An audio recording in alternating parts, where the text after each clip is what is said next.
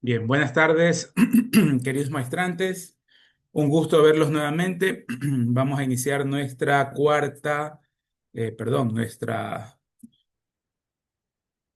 quinta sesión de aprendizaje, ¿verdad? Vamos a ver un tema de bastante importancia dentro del ámbito de la Fiscalía Internacional, como lo es el tema de la doble imposición.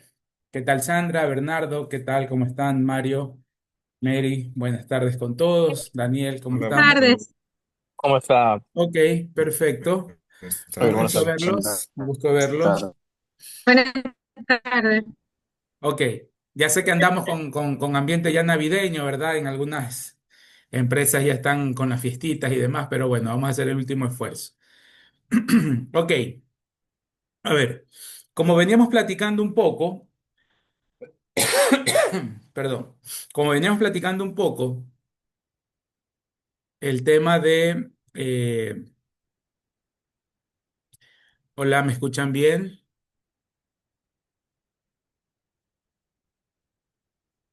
¿Sí me escuchan bien? Un poquito entrecortado. Ya. Ahora sí me escuchan bien, ¿sí?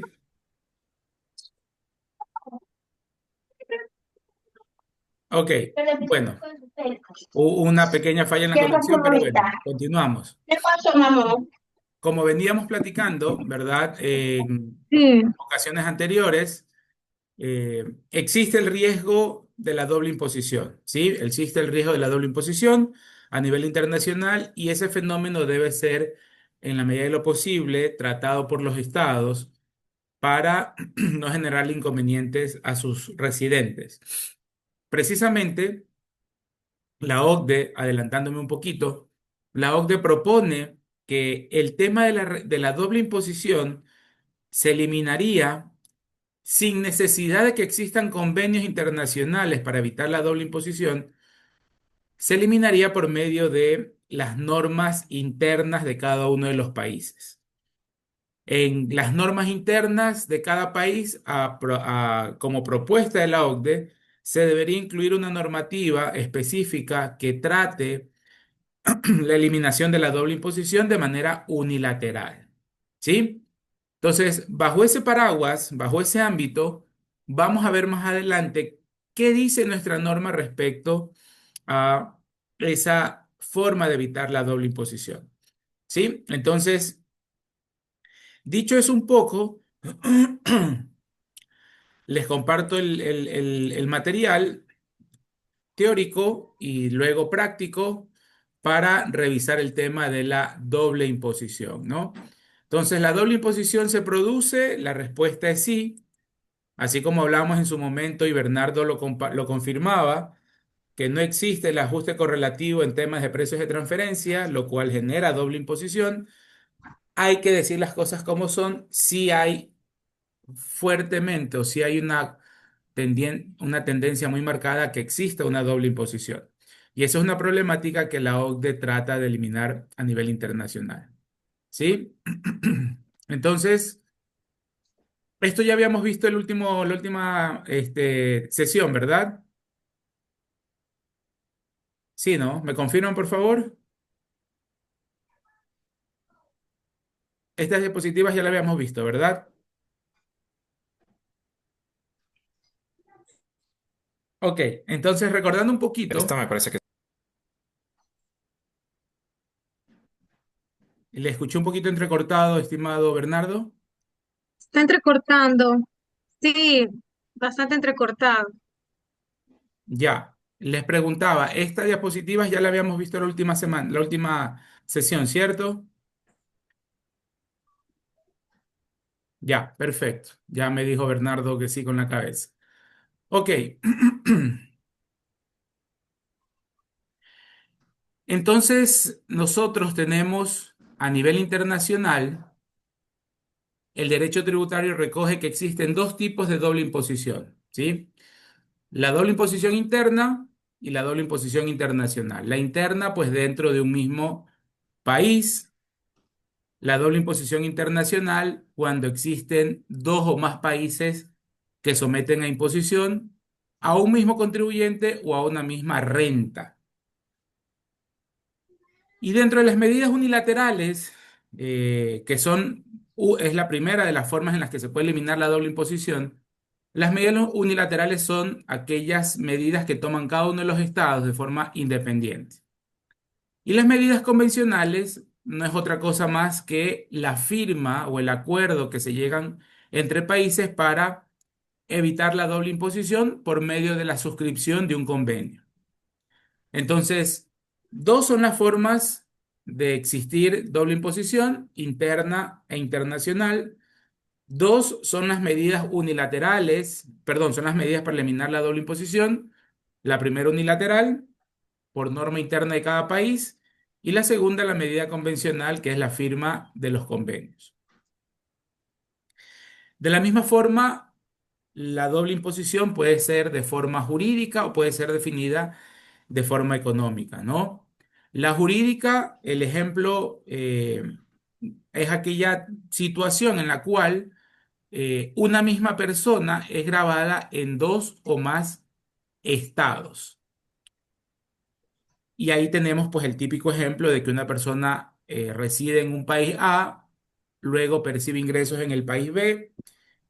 En el país B se va a someter a imposición porque el país B tiene el principio de fuente o de territorialidad, y cuando vaya a su país de residencia va a volver a tributar porque su estado de residencia dice que aplica también el criterio de residencia o de eh, personalista que aborda a la persona que recibe la renta. Entonces, esa es la doble imposición jurídica, el más claro ejemplo, el ejemplo más sencillo que hemos dado o que hemos venido dando en el transcurso de estas sesiones.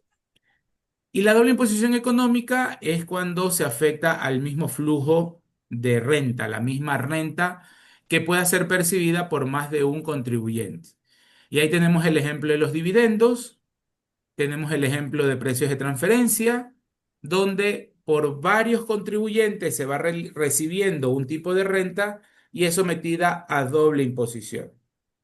De pronto, el escenario un poco más usual para nosotros o que lo tengamos un poco más en la cabeza es el tema de dividendos. Sabemos que la utilidad disponible para accionistas proviene de la utilidad antes de impuestos en la compañía. La compañía ya tributó sobre ese ingreso o sobre esa renta. Ahí tenemos a un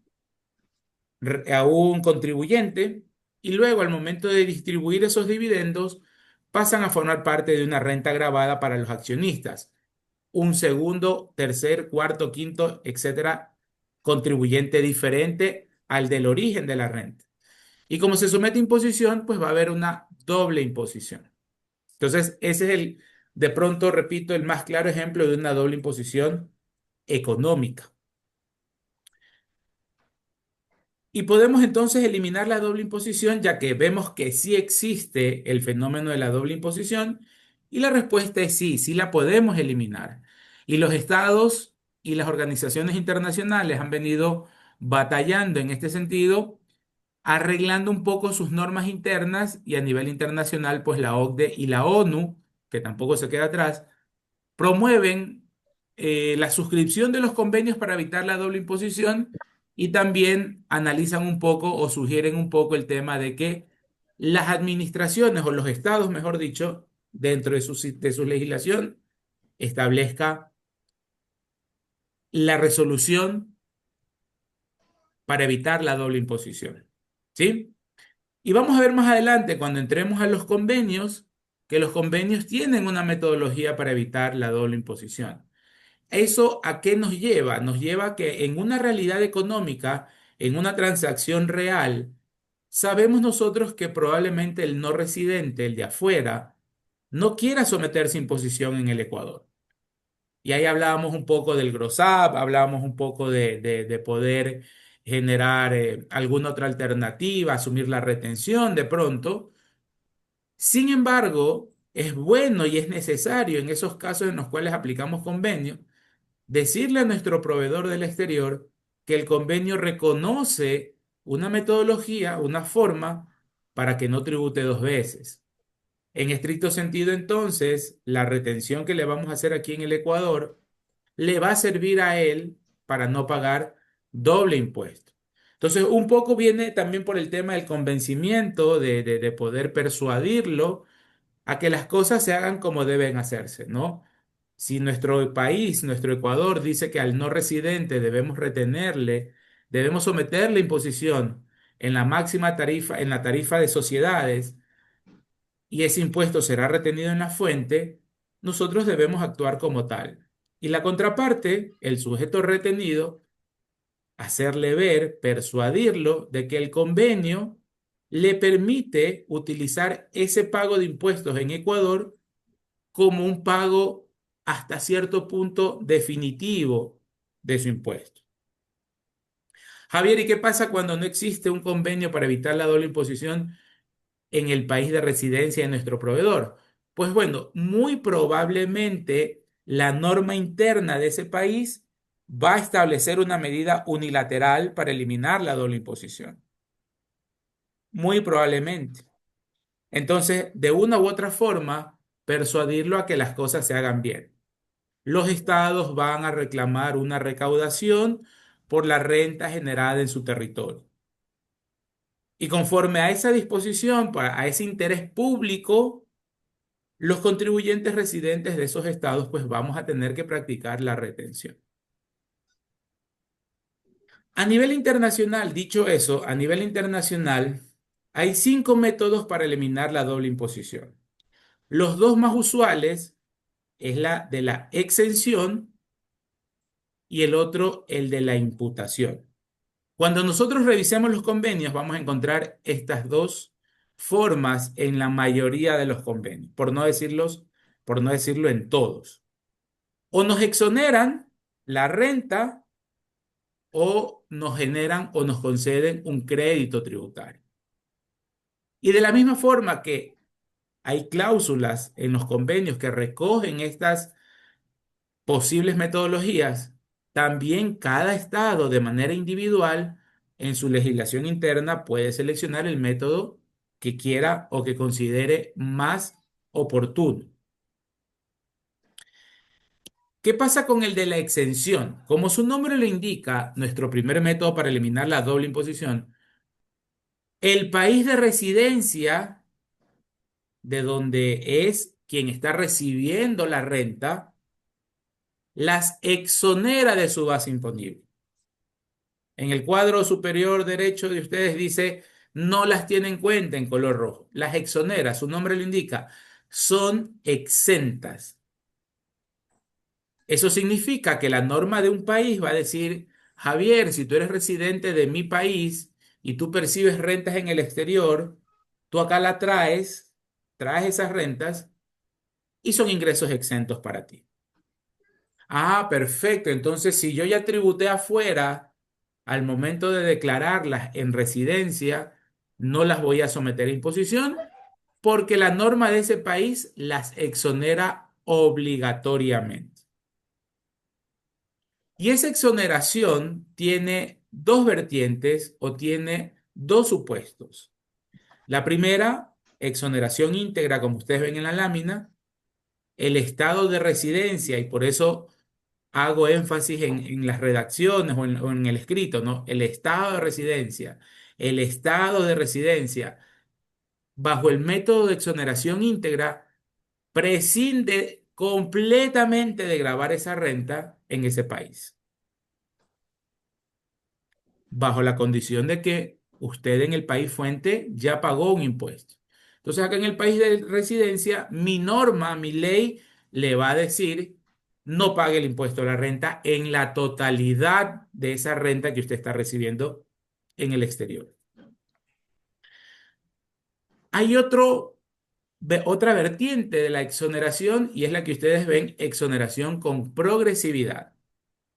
Como su nombre lo indica, esto va a estar supeditado a una tarifa progresiva o a una mayor cantidad de renta, por así decirlo. ¿Eso qué significa? Que el país de residencia le dice a su residente, valga la redundancia, Javier, si tú vas a recibir rentas afuera, tú aquí la traes y siguen siendo exentas. No me vas a pagar por ellas. Solo que sí las vamos a tomar en cuenta, pero para que tú pagues en nuestro estado de residencia un porcentaje más altito. Y eso es más o menos la tabla del impuesto de la renta de personas. Así funcionaría. Si en el estado de residencia yo percibí 50.000 en fuente, yo voy a tributar esos 50.000 en fuente a una tasa X. ¿Qué pasa si yo recibo afuera $20.000? Mi estado me dice son exentos. Yo las traigo esos $20.000, los declaro, pero ya no le voy a pagar al estado de residencia una renta sobre la tarifa de 50.000. Le voy a pagar a mi estado de residencia una tarifa sobre 70.000. Pero ¿bajo qué base imponible? Bajo los 50.000 iniciales. Ya lo vamos a ver en el Excel y lo vamos a despejar un poquito más las dudas que podamos tener.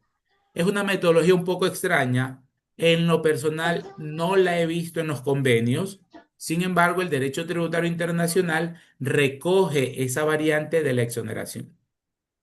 Si yo en mi país de residencia percibí 50.000 por mis trabajos dentro del territorio y se supone que yo debo tributar al 8%,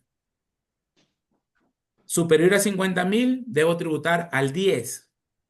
Ok, como recibo 20.000 afuera, que ya tributaron afuera, yo las traigo aquí al Ecuador o al país de residencia y yo ya no voy a tener 50.000 de ingresos, yo voy a tener 70.000 de ingresos. Con 70.000 yo ya no debo tributar al 8%, yo debo tributar al 10%, asumiendo que esa sea la tabla. Entonces la exoneración con progresividad es precisamente eso. Yo voy a tributar al 10%, pero no sobre los 70.000, porque ahí habría doble imposición. Voy a tributar al 10%, pero sobre los 50.000 que recibí en el estado de residencia. Repito, es una condición bastante rara, pero en el derecho tributario internacional, repito, lo menciona. Entonces aquí tenemos un ejercicio desarrollado. El siguiente ejercicio lo vamos a desarrollar en parejas, trabajo en clase y vamos analizando esto de aquí, ¿ok? Está desarrollado, pero obviamente hay que hacerlo. Voy a dejar de compartir para abrir un Excel y de esa manera, pues, nosotros lo vamos revisando en ese sentido para que podamos entender de mejor manera. Hasta el momento, quedémonos en nuestra cabeza. Primero, ¿existe doble imposición? Sí, sí existe. Ok. Tipos de doble imposición, económica y jurídica. Económica, como su nombre lo indica, cuando se somete a imposición dos o más veces a un mismo flujo de renta o a un mismo flujo de ingresos. Y en la otra forma de existir doble imposición, pues es la jurídica, cuando al mismo contribuyente le someten a imposición. Y de igual manera también existen dos métodos para eliminar la doble imposición, o dos formas, las unilaterales y las múltiples o bilaterales, como ustedes lo quieran llamar, las unilaterales por norma interna y las convencionales por los convenios. Y los convenios, ojo, aquí en Ecuador estamos acostumbrados a que existan convenios bilateral, ¿no? Ecuador con España, Ecuador con Francia, solo el de la CAN que es multilateral, porque están cuatro países, pero los convenios sí pueden ser firmados por varios países, ¿no? No es que siempre deben ser solo por dos países. Por ejemplo, en los países nórdicos, allá arriba de Europa, en Europa del Norte, entre Finlandia, Noruega, eh, tienen firmado convenios entre todos esos tres o cuatro países nórdicos. Entre ellos firman un convenio para evitar la doble imposición entre esos cuatro países. Ok, entonces, ¿cómo abordamos el tema del cálculo de la doble imposición? Y aquí un poco